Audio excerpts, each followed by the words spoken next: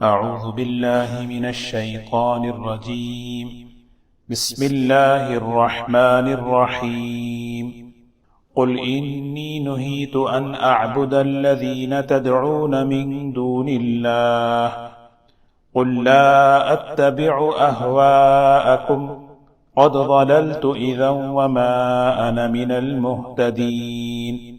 قل إني على بينة من ربي وكذبتم به ما عندي ما تستعجلون به إن الحكم إلا لله يقص الحق وهو خير الفاصلين. قل لو أن عندي ما تستعجلون به لقضي الأمر بيني وبينكم والله أعلم بالظالمين. وعنده مفاتح الغيب لا يعلمها إلا هو ويعلم ما في البر والبحر وما تسقط من ورقة إلا يعلمها ولا حبة في ظلمات الأرض ولا رطب ولا يابس إلا في كتاب مبين. وهو الذي يتوفاكم بالليل ويعلم ما جرحتم بالنهار ثم يبعثكم فيه ليقضى أجل مسمى ثم إليه مرجعكم ثم ينبئكم بما كنتم تعملون.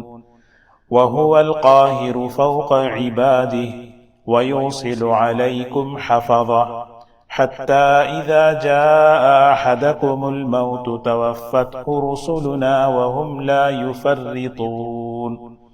ثم ردوا إلى الله مولاهم الحق ألا له الحكم وهو أسرع الحاسبين.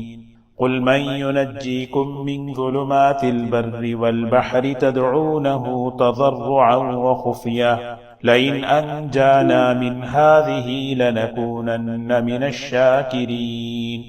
قل الله ينجيكم منها ومن كل كرب ثم أنتم تشركون. صدق اللہ العظیم. الحمدللہ سورۃ الانعام چل رہا ہے. اس سورت کا ایک خاص موضوع، خاص مضمون جو ہے توحید ہے. اللہ تعالیٰ کی وحدانیت، اللہ تعالیٰ کی اکتائی، اس کا اقرار ہے.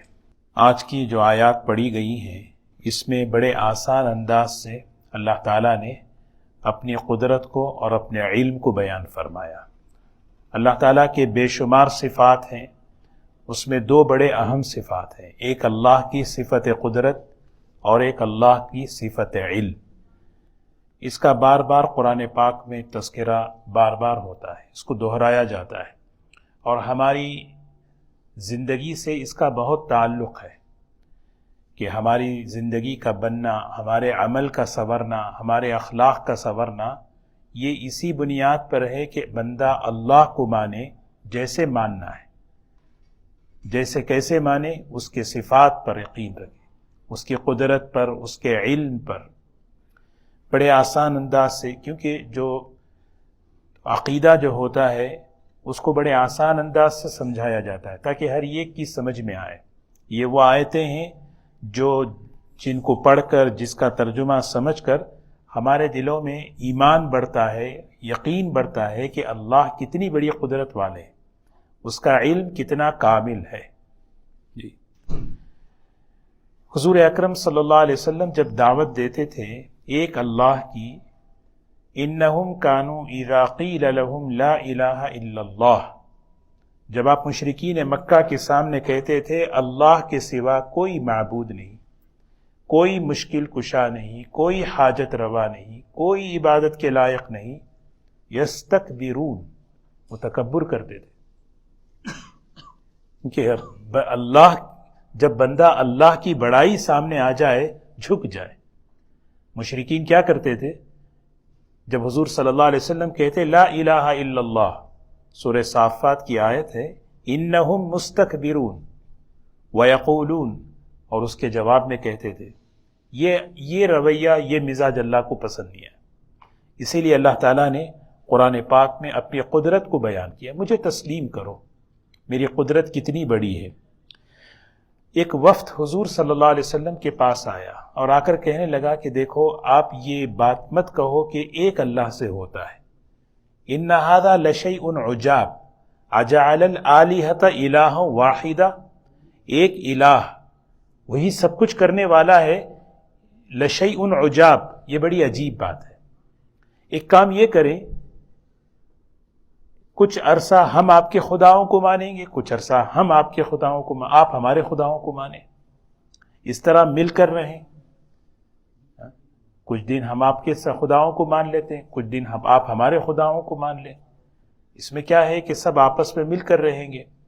اللہ تعالیٰ کی طرف سے آیت اتری، کہہ دیجیے اے نبی صلی اللہ علیہ وسلم، انی نہیت، مجھے روک دیا گیا، منع کر دیا گیا، مجھے اس بات کا حکم دیا کہ اس سے بچ جاؤ، کس چیز سے؟ ان اعبد الذین تدعون من دون اللہ، اللہ کے علاوہ کسی اور کو میں پکاروں، اللہ کے علاوہ، یعنی مشرکین اللہ کو بھی پکارتے تھے اور اس کے ساتھ ساتھ یہ بھی یقین رکھتے تھے کہ یہ بھی ہماری حاجت پوری کرتا ہے، یہ بھی ہماری ضرورت پوری کرتا ہے، یہ شرک افعالی ہے۔ تو اللہ تعالیٰ نے حضور صلی اللہ علیہ وسلم سے کہہ دیا آپ اچھی طرح اعلان کر دیں، مجھے روک دیا گیا، منع کر دیا گیا اس بات سے کہ میں اللہ کے علاوہ کسی اور کو پکاروں، قل، اور اس بات کا بھی اعلان کر دیجئے، لا اتبع اہواءکم، میں تمہاری خوشی کے پیچھے نہیں چلتا، میں تمہارے خیالات کو فالو نہیں کرتا۔ ان کے دیکھیے نا، آدمی کے خیالات، آدمی کی خوشیاں ہوتی ہیں، دوستوں کی، گھر والوں کی، بچوں کی، جب تک وہ شریعت سے نہ ٹکرائے اس وقت تک وہ سر آنکھوں پر ہے۔ جس وقت وہ خوشی دین سے ٹکرائے، عقیدے سے ٹکرائے، پھر وہ خوشی کی اتباع نہیں کرنا ہے۔ یہ صاف، قل، کہہ دیجئے، لا اتبع اہواءکم، میں تمہاری خواہش کی، تمہاری چاہت کی، تمہاری خوشی کی اتباع نہیں کرتا۔ ہوتا ہے بعض مرتبہ آدمی رشتوں کا لحاظ کرتے ہوئے، دوستی کا لحاظ کرتے ہوئے اتنا آگے بڑھ جاتا ہے، ایمان کی حد کفر کی حد میں آ جاتا ہے، حرام کی حد میں چلا جاتا ہے۔ تو یہ ہمیں سکھایا جا رہا ہے ہر آدمی کی خوشی، حدیث میں آتا ہے جو شخص اللہ کو ناراض کر کے کسی کو خوش کرے گا، اللہ تبارک و تعالی آگے چل کے اس کو تمہارا مخالف بنا دیں گے، کیونکہ قلوب العباد بین اصبع الرحمن، انسانوں کے جو قلوب ہیں وہ اللہ کے دو انگلیوں کے درمیان ہیں، حدیث ہے، وہ اللہ ہی بہتر جانتا ہے کیسے یعنی بعض مرتبہ آدمی خوش کرنے کے لیے اللہ کو ناراض کر دیا، چلو بھائی ٹھیک نہیں، قل لا اتبع اہواءکم۔ پھر تیسری بات، قد ضللت اذا، اگر اس کو میں کر لیا، یعنی تمہاری بات مان لیا، تمہاری خواہش کو پورا کر دیا، تمہاری خوشی کو پورا کر دیا جس میں اللہ ناراض ہو رہے ہیں، وما انا من المہتدین، میں ہدایت والوں میں سے نہیں رہوں گا، میں راستہ بھٹک جاؤں گا۔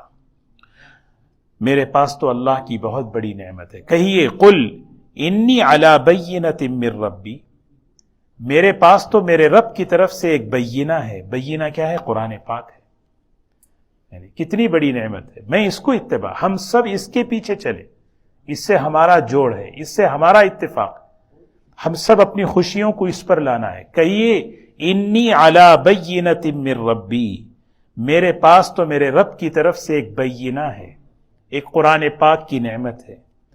وَكَذَّبْتُمْ بِهِ، تم نے تو اس قرآن پاک کو جھٹلا دیا ہے، تم نے تو اس کا انکار کر دیا۔ مَا عِنْدِي مَا تَسْتَعْجِلُونَ بِهِ، وہ کہہ رہے تھے کہ اگر واقعی اللہ کا کلام ہے تو پھر آسمان سے عذاب اتار کر بتاؤ۔ إِن كَانَ هَذَا هُوَ الْحَقُّ مِنْ عِنْدِكَ فَأَمْطِرْ عَلَيْنَا حِجَارَةً، اگر واقعی قرآن اللہ کا کلام ہے تو آپ جو ہے آسمان سے پتھر برسا کے بتائیے۔ یہ مشرکین حضور صلی اللہ علیہ وسلم سے کہہ رہے ہیں، تو اس کا جواب دیا جا رہا ہے، ما عندی ما تستعجلون بی، جس چیز کی تم جلد بازی کر رہے ہو وہ میرے پاس نہیں ہے۔ اس کا اختیار میرے پاس نہیں ہے۔ دیکھیے ایک مرتبہ حضور اکرم صلی اللہ علیہ وسلم طائف تشریف لے گئے، طائف والوں نے آپ کے ساتھ بہت ہی زیادتی کا معاملہ کیا، پتھر برسائے، آپ پر بہت زیادتی کی۔ حضور اکرم صلی اللہ علیہ وسلم آپ کے قدم مبارک زخم، خون بہہ رہا ہے، آپ جو ہے ایک علاقے میں کھڑے ہو کر وہاں آپ دعا کر رہے ہیں۔ اس موقع پر فرشتے آ گئے اور آ کر کہنے لگے کہ یہ پہاڑوں کے فرشتے ہیں، اللہ نے ان کو پہاڑوں کا نگران بنایا۔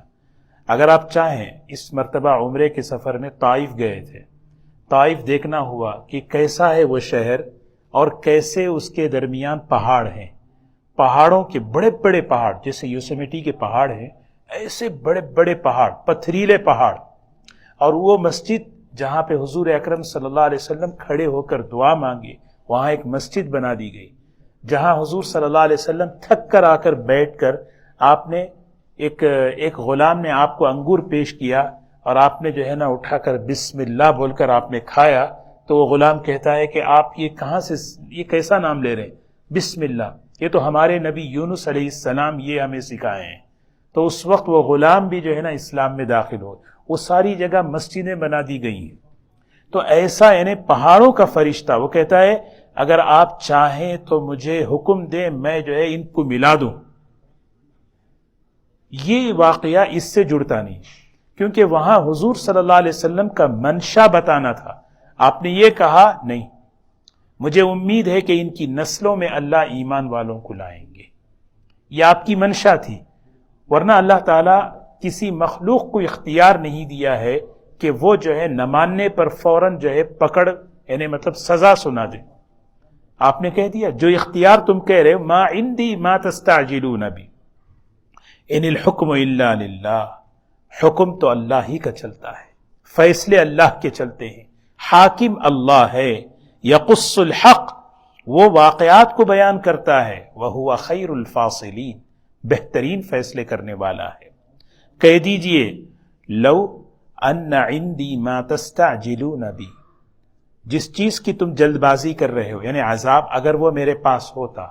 اگر سوچیں کسی کو اختیار ہوتا قوموں کی ہدایت کا یا ہلاکت کا، اللہ تعالیٰ حفاظت فرمائے، انسان اتنا جلد باز ہے، وہ جو ہے نا ایک سلام کے بعد دوسرے قوم کو تباہ کر دیتا، دوسرا سلام پھیرنے سے پہلے۔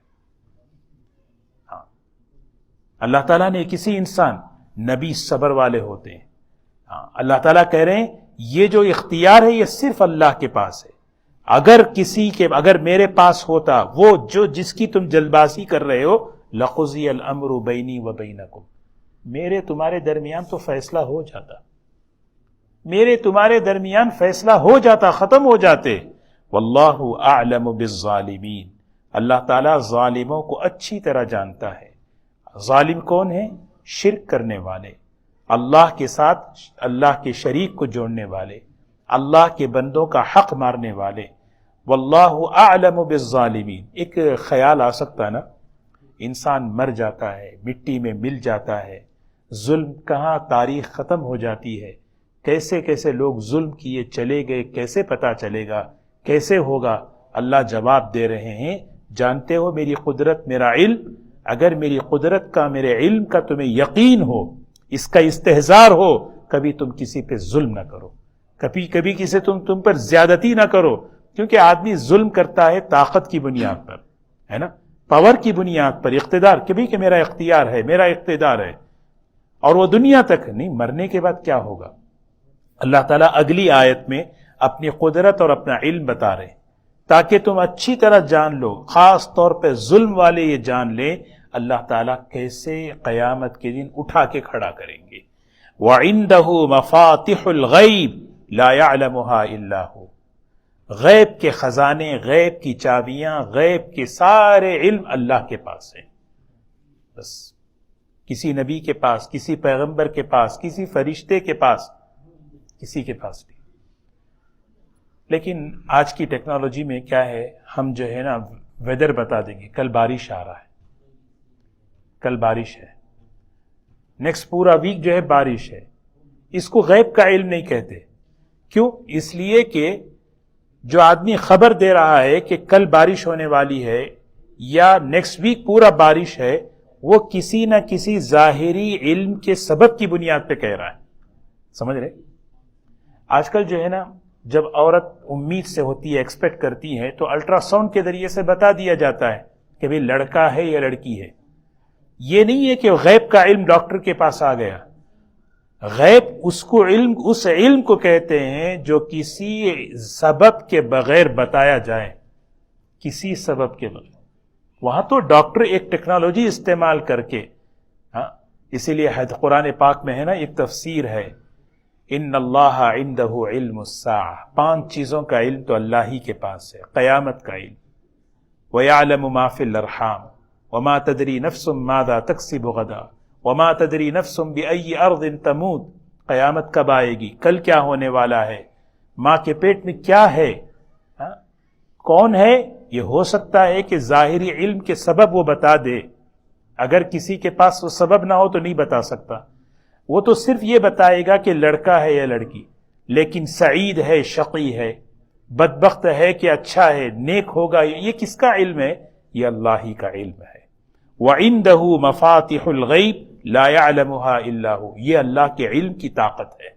اور آگے دوسری بات، وَيَعْلَمُ مَا فِي الْبَرِّ وَالْبَحْرِ، جو کچھ خشکیوں میں ہے، زمین پر جہاں جو کچھ ہے اس کو وہ جانتا ہے.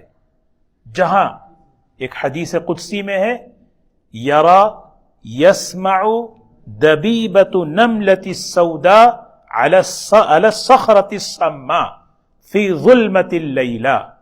رات کی تاریکی میں کالے پہاڑ پر کالی چونٹی اگر اندھیرے میں بھی چلتی ہے، اللہ اس کو دیکھ رہے ہیں، اللہ اس کی آواز کو سنتے ہیں. یعلم ما فی البر والبحر، سمندر صرف اوپر سے نہیں، اندر جا کر. کتنے لوگ ماشاء اللہ اندر کا بھی سفر کرتے ہیں، اندر جانے کا بھی نظام بن گیا. کیسی کیسی مخلوقات ہیں سمندر کے اندر، کیسے صرف مچھلیاں نہیں ہیں، کیسی کیسی مخلوقات ہیں. آدمی جب اندر جا کر دیکھتا ہے، وَيَعْلَمُ مَا فِي الْبَرِّ. پھر آگے فرمایا اللہ کا علم اتنا کامل ہے، وَمَا تَسْقُطُ مِنْ وَرَقَةٍ إِلَّا يَعْلَمُهَا، کوئی بھی درخت ہو، کسی بھی درخت میں سے ایک پتا بھی اگر گرتا ہے وہ اللہ کے علم ہے. یہ ہمیں بتایا جا رہا ہے اتنا بڑا علم والا تمہارے عمل سے کیسے بے خبر ہے، تمہاری تنہائی سے بے خبر ہے. آدمی اپنے علم کو، اپنے عمل کو چھپا دیتا، اپنے فون کو چھپا دیا، پاسورڈ چینج کر لیا. ہاں، کیوں؟ اس لیے کہ پتہ نہ چلے ابا کو، پتہ نہ چلے ماں کو. ہاں، کس سے چھپا رہے ہیں ہم ایک دوسرے سے چھپا سکتے ہیں، لیکن اللہ سے چھپا سکتا ہے بس. ان تک مثقال حبۃ من خردل اتینا بہا. رائی کا دانہ دیکھا ہے؟ رائی، تل، یعنی کیا کہتے ہیں رائی کو انگلش میں؟ مسٹرڈ. کتنا چھوٹا ہوتا ہے، اس سے بھی باریک چیز اگر کوئی کسی نے کی ہے، اللہ تعالیٰ قیامت کے دن اتینا بہا، ہم اسے لائیں گے.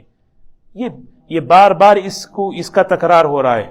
اللہ اتنا بڑا علم والا، اللہ اتنی بڑی قدرت والا. وَلَا حَبَّةٍ فِي ظُلُمَاتِ الْأَرْضِ، اندھیری زمین میں، رات کی یعنی بالکل اندھیری زمین ہے، اس میں کوئی دانہ پڑا ہوا ہے. سوچیں، اندھیرا کمرہ ہے، اس میں کوئی چیز ہم ڈھونڈ سکتے ہیں؟ نہیں ڈھونڈ سکتے. اللہ کے لیے روشنی اور اندھیرا سب برابر ہے. کیا مطلب؟ بند کمرے میں، اندھیری رات میں، تاریکی میں کوئی بھی بندہ عمل کرتا ہے، اللہ جانتا ہے، چاہے کوئی جانے نہ جانے، کوئی جانے نہ جانے. وَلَا حَبَّةٍ فِي ظُلُمَاتِ الْأَرْضِ وَلَا رَطْبٍ وَلَا يَابِسٍ إِلَّا فِي كِتَابٍ مُبِينٍ. سبحان اللہ، یہ اللہ کا علم ہے. اس علم کا یقین ہمارے دل میں آئے، پھر اس کا اثر آدمی کے عمل پر، اس کے اخلاق پر پڑتا ہے. پھر اللہ اپنی قدرت بتا رہے، وَهُوَ الَّذِي، اللہ وہ ہے، يَتَوَفَّاكُمْ بِاللَّيْلِ، يَتَوَفَّاكُمْ بِاللَّيْلِ، رات میں تمہیں جو ہے نا تمہیں موت دیتا ہے. کیا مطلب؟ يَتَوَفَّاكُمْ، تمہاری روح کو جو ہے کیا کرتا ہے؟ اٹھا لیتا ہے. اللہ يَتَوَفَّى الْأَنفُسَ حِينَ مَوْتِهَا وَالَّتِي لَمْ تَمُتْ فِي مَنَامِهَا. رات میں جب ہم سوتے نا تو ہماری روح اللہ نکالتے ہیں ایک درجے کے اعتبار سے. وَالَّتِي لَمْ تَمُتْ فِي مَنَامِهَا، اگرچہ کہ تم مرتے نہیں لیکن وہ روح نکلتی ہے. حدیث میں آتا ہے وہ روح اللہ کی بارگاہ میں پہنچتی ہے، سجدہ کرتی ہے، اجازت ہو تو واپس آتی ہے، اللہ اگر روک لیں تو وہیں رک جاتی ہے. اسی لیے ہم دیکھیں کتنے لوگ سوتے سوتے چلے گئے، دوپہر کا نیپ لے رہے ہیں اٹھ کے رہی، دوپہر کا نیپ لے رہے ہیں چلے گئے. ہارٹ اٹیک تو ایک سبب ہے لیکن فیصلہ اللہ کا ہے. وَهُوَ الَّذِي يَتَوَفَّاكُمْ بِاللَّيْلِ، رات میں نیند کتنی بڑی نعمت ہے. اسی لیے حدیث میں نیند کو موت کی بہن کہا. نیند کو موت کی، یہ سب کب ہوگا؟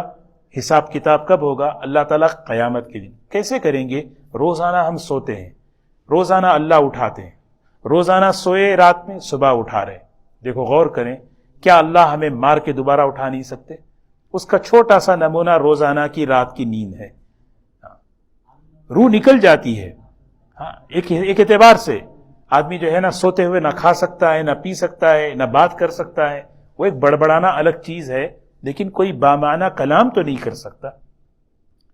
ایک کیفیت موت کی ایک سمجھا رہے ہیں. اسی لیے موت کو حدیث میں نیند کی بہن کہا، اور دعا بھی یہی سکھائی گئی، الحمدللہ اللہم بسمک انوم و احیا، نہیں اموت و احیا ہے. یعنی اگر ذرا سا توجہ سے پڑھے تو پھر نیند بھی نہیں آئے گی، کہاں میں مر جاؤں گا پتہ نہیں، بیٹھے رہیں گے. اللہم بسمک، اے اللہ تیرے نام سے، اموتو، میں مرتا ہوں. کیا مطلب؟ مرنے کی ہی کیفیت. پھر اٹھتے ہی کیا پڑھیں گے؟ احیانا بعدما اماتنا، بعدما اماتنا والیہ النشور. یہ آدمی کو یہ احساس پیدا ہو ایک دن زندگی میں، آج روزانہ اللہ تعالیٰ مجھے صبح میں ایک چانس دے رہے ہیں اٹھنے کا. ایک وقت ایسا آئے گا حشر کے میدان میں اٹھایا جاؤں گا، اور اس موقع پر وَيَعْلَمُ مَا جَرَحْتُمْ بِالنَّهَارِ، دن کے جتنی کمائیاں تمہارے اعمال ہیں وہ سب جانتا ہے، اور اس کا حساب وہاں. ثُمَّ يَبْعَثُكُمْ فِيهِ لِيُقْضَى، پھر تمہیں قیامت کے دن اٹھائے گا تاکہ اجل مسمى، تاکہ تمہیں ایک وقت متعین وقت تک تمہارا فیصلہ کرے.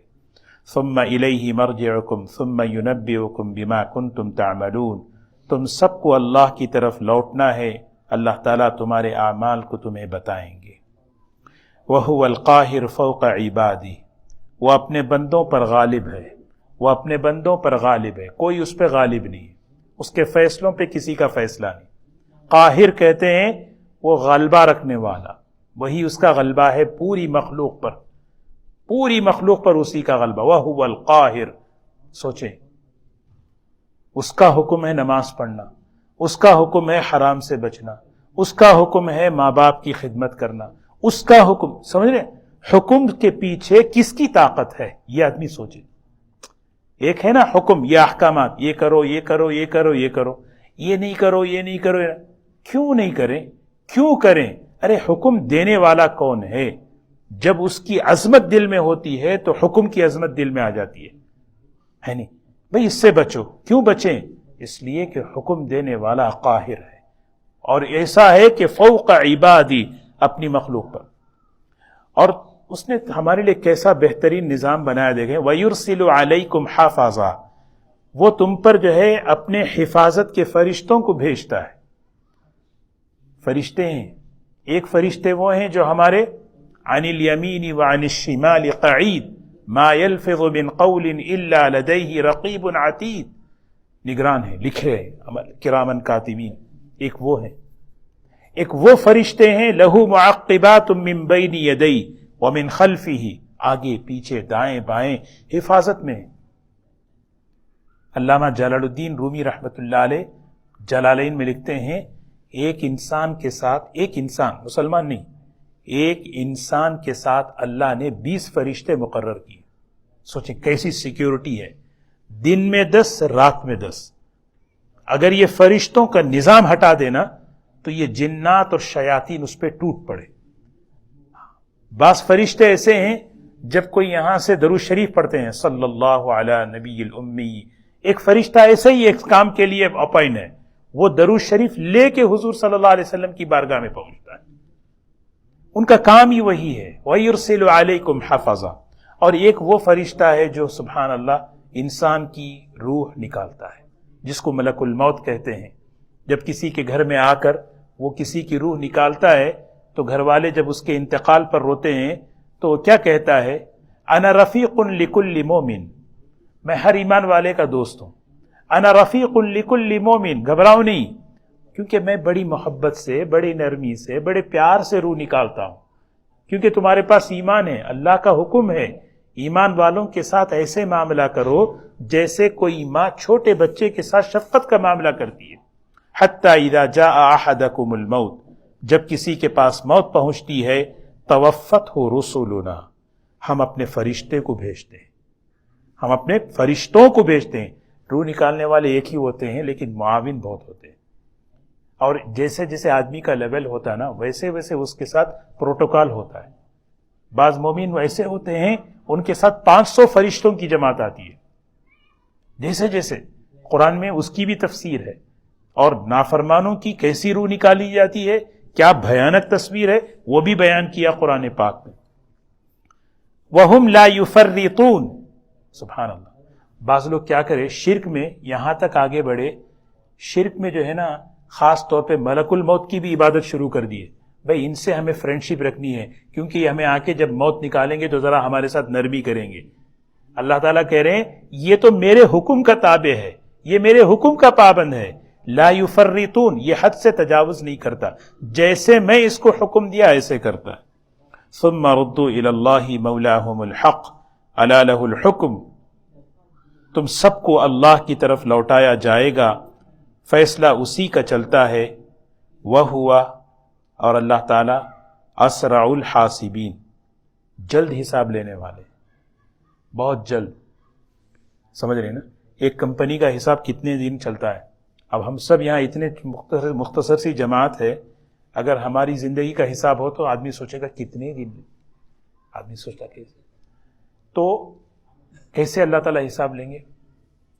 ایک آدمی کی 60 سال کی زندگی، پچھلے قوموں میں تو 300 400 500 سال، عقل کے خلاف ہے نا. یہ بات سمجھ میں نہیں آتی. یہ بھی اس لیے بتا رہے ہیں یہ بھی قدرت سے لیں گے. سب کا حساب کیسے لیں گے؟ قدرت سے لیں گے. کیسے لیں گے؟ وہ اللہ کی قدرت ہے. جیسے بیک وقت اللہ سب کو روزی دے رہے نہیں دے رہے، لائن سے کھڑا کر کے دے رہے ہیں، تو پھر اس کی باری کب آتی پتہ نہیں. لیکن اللہ تعالیٰ ایمان والوں کے لیے بڑے مہربان ہیں. ایک صحابی آئے حضور صلی اللہ علیہ وسلم کی خدمت میں، اور انہوں نے پوچھا کہ من یحاسب العبد یوم القیامہ، قیامت میں قیامت کے دن حساب کون لے گا؟ قیامت کے دن حساب کون لے گا؟ تو اللہ کے رسول صلی اللہ علیہ وسلم نے کہا اللہ. تو وہ دیہاتی کہنے لگے وہ کریم ہے، ان الکریم اذا قدر غفر، وہ کریم ہے، کریم جب کسی پہ قابو پا لیتا ہے تو معاف کرتا ہے.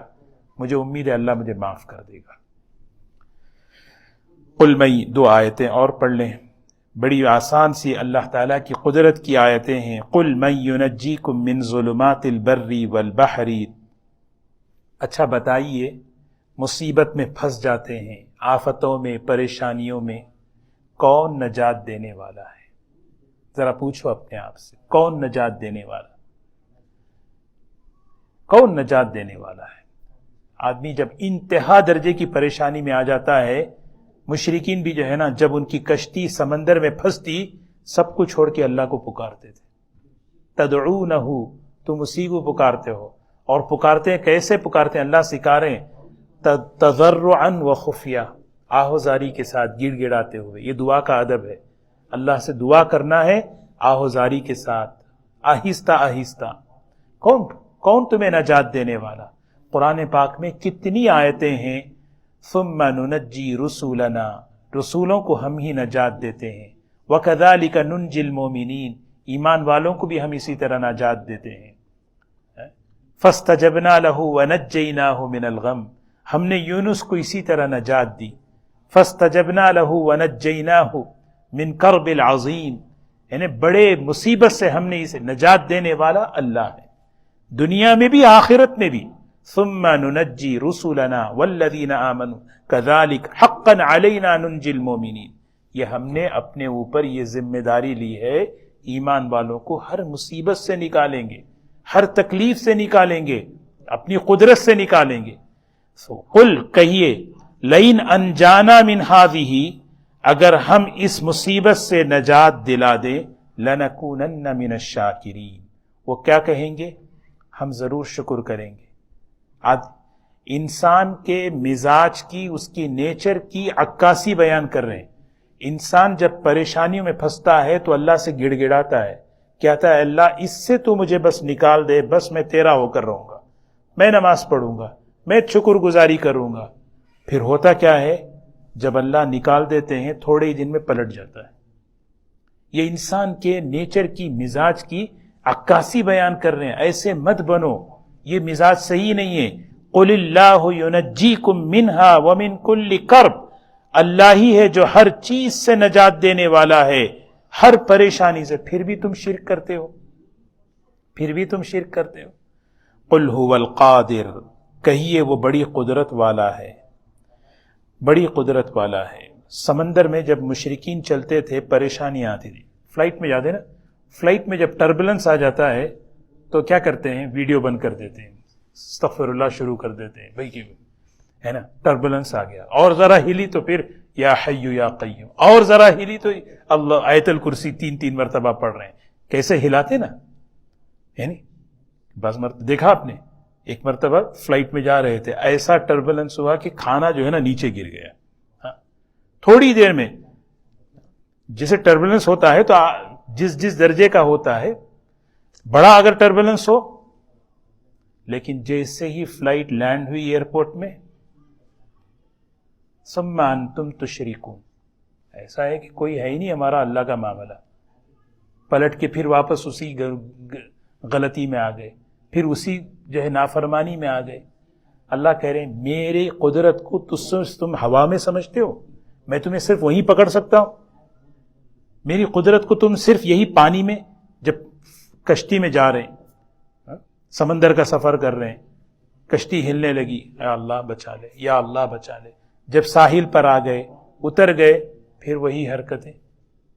اللہ سوال کر رہے ہیں یہاں پہ، نہیں میرے عذاب اور بھی ہیں۔ اب یہاں اس آیت میں 3 بڑے عذاب بیان کر رہے ہیں اللہ ہم سب کی حفاظت فرمائے۔ میری قدرت صرف اس تک حد تک نہیں ہے۔ میری قدرت کیسی ہے؟ میں اگر چاہوں علی ان یبعث علیکم عذابا من فوقکم، تمہارے سروں کے اوپر سے بھی عذاب اتار سکتا ہوں، او من تحت ارجلکم، تمہارے پیروں کے نیچے سے بھی عذاب لا سکتا ہوں۔ اس کی تفسیر ہے، اوپر سے عذاب کا مطلب یہ ہے کہ اللہ ظالم حاکموں کو مسلط کر دیں گے، حاکم پریشان کر کے رکھیں گے، ایک وہ بھی ہے۔ اوپر سے عذاب کا مطلب زوردار ہوائیں چلنا، آندھیاں چلنا، بارشیں تیز چلنا۔ او من تحت ارجلکم کا ایک مطلب بچے بات ہی نہیں سنتے، بات ہی نہیں سن رہے بچے، یہ بھی ایک عذاب ہے۔ بڑوں کی بات نہیں سن رہے، ماں باپ کی بات نہیں سنتے۔ او من تحت ارجلکم، زلزلہ آ جائے، زمین ہلنے لگے۔ حضور صلی اللہ علیہ وسلم دعا مانگتے تھے، اللہم احفظنا من بین ایدینا ومن خلفنا وعن یمیننا وعن شمائلنا ومن فوقنا ومن تحت ارجلنا۔ 6، یا اللہ میری حفاظت فرما، اوپر نیچے دائیں بائیں آگے پیچھے ہر طرف سے میری حفاظت فرما۔ ان اغتالا، کہ زمین اچک لے مجھے۔ اور تیسرا بڑا خطرناک عذاب، ایک تو اوپر سے، دوسرا نیچے سے، تیسرا کیا ہے؟ او یلبسکم شیعا، تمہیں جو ہے نا تمہاری جماعتیں کر دیں، تمہیں اختلاف کا، تمہارے درمیان اختلاف پیدا کر دیں۔ یلبسکم، تمہیں کیا کر دیں؟ ٹولیوں میں بانٹ دیں، یہ ایک گروپ، یہ ایک گروپ، یہ ایک گروپ، شیعان، ایک گروپ، یہ گروپ، یہ گروپ۔ او یلبسکم شیعا، تمہیں جو ہے نا گروپ میں کیا کر دیں؟ خلط ملت کر دیں۔ وَيُذِيقَ بَعْضَكُمْ بَأْسَ بَعْضٍ، پھر کیا فرمایا دوسرا؟ ایک گروپ کی طاقت کو دوسرے گروپ پر مسلط کر دیں، اب انہیں اس پر، انہیں اس پر، انہیں اس پر، انہیں اس پر۔ یہ ہے اختلاف امت کا، یہ بڑا خطرناک۔ حضور صلی اللہ علیہ وسلم نے ایک مرتبہ دعا فرمائی، اللہ تعالیٰ نے حضور صلی اللہ علیہ وسلم کی 2 دعائیں قبول فرمائی، تیسری کے بارے میں اللہ تعالیٰ کی طرف سے خاموشی، کوئی بات۔ وہ کون سی تھی؟ اے اللہ میری امت میں اختلاف نہ ہو، یہ بات۔ اسی لیے جو ہے نا اس سے بہت بچ کر آدمی رہے۔ یہ ایک عذاب ہے، گھر میں، خاندان میں، کمیونٹی میں اس طرح کا اگر پھوٹ ہے، نہیں، یہ بچنا ہے۔ کیوں؟ اس لیے کہ ہم اللہ کی نافرمانی کیے، اللہ کو ناراض کیے، جس کی وجہ سے وَيُذِيقَ بَعْضَكُمْ بَأْسَ بَعْضٍ، ایک کو دوسرے کا مزہ چکا رہے ہیں۔ یہاں پہ حق اور باطل کی جنگ نہیں ہے، یہاں پر وہ عذاب ایک کو دوسرے پہ مسلط کیا گیا ہے۔ حق اور باطل پر ہوتا تو مدد حق کی ہوتی۔ انظر کیف نصرف الآیات لعلہم یفقہون، سمجھنے والوں کے لیے نشانیاں کافی ہیں۔ وکذب بہ قومک وہو الحق، آپ کی قوم نے اس کو جھٹلایا حالانکہ یہ کلام حق ہے۔ نبی کریم صلی اللہ علیہ وسلم سے فرمایا کہہ دیجئے آپ نگہبان نہیں، آپ کا کام پہنچانا ہے، سمجھانا ہے، بات رکھنا ہے، ہدایت اللہ دینے والے ہیں۔ اللہ تعالی ہم سب کو عمل کی توفیق نصیب فرمائے انشاءاللہ۔ سبحان اللہ بحمدہ، سبحانک اللہم بحمدک، نشہد ان لا الہ الا انت، نستغفرک ونتوب الیک۔ اللہم نور قلوبنا بالقرآن وزین اخلاقنا بالقرآن ونجنا من النار بالقرآن وادخلنا الجنة بالقرآن۔ اللہم اجعل القرآن ربیع قلوبنا وجلاء همومنا وغمومنا واحزاننا۔ رب اغفر وارحم وانت خیر الراحمین برحمتک یا ارحم الراحمین۔